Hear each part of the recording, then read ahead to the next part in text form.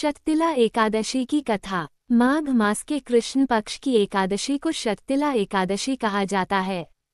यह एकादशी विशेष रूप से तिल के दान और भगवान विष्णु की पूजा के लिए प्रसिद्ध है। इस दिन का व्रत करने से व्यक्ति के समस्त पाप समाप्त हो जाते हैं और उसे मोक्ष की प्राप्ति होती है। शततिला एकादशी की कथा इस प्रकार है। कथा का आरंभ। प्राचीन काल में एक शहर में एक निर्धन ब्राह्मण अपने परिवार के साथ रहता था।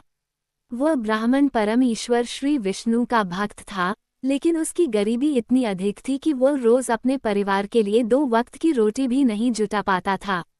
हालांकि उसकी भक्ति अडिग थी और वह सच्चे मन से भगवान के प्रति श्रद्धा रखता था। एक दिन भगवान श्री विष्णु ने ब्राह्मण की श्रद्धा और भक्ति देखी और उसके पास आकर कहा, हे ब्राह्मण, मैं तुम्हारी भक्ति से प्रसन्न हूँ। तुम्हें किसी भी प्रकार की कठिनाई का सामना नहीं करना पड़ेगा। ब्राह्मण ने भगवान से कहा, प्रभु, मैं गरीब हूँ और मेरे पास भोजन के लिए भी पर्याप्त नहीं है। कृपया मेरी दरिद्रता दूर करें।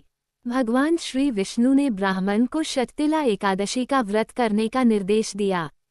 उन्होंने कहा, तुम माघ मास के कृष्ण पक्ष की एकादशी को तिल का दान करो और मुझे श्रद्धा से पूजा करो।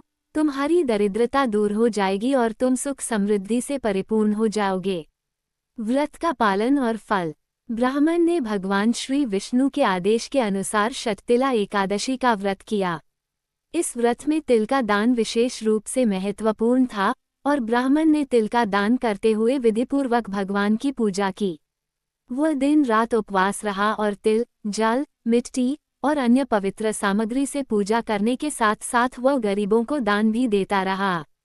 व्रत के फलस्वरूप ब्राह्मण की दरिद्रता समाप्त हो गई। उसे बहुत सा धन और समृद्धि प्राप्त हुई। उसके घर में खुशियां आ गईं और वह भगवान श्री विष्णु के प्रति और अधिक श्रद्धा रखने लगा।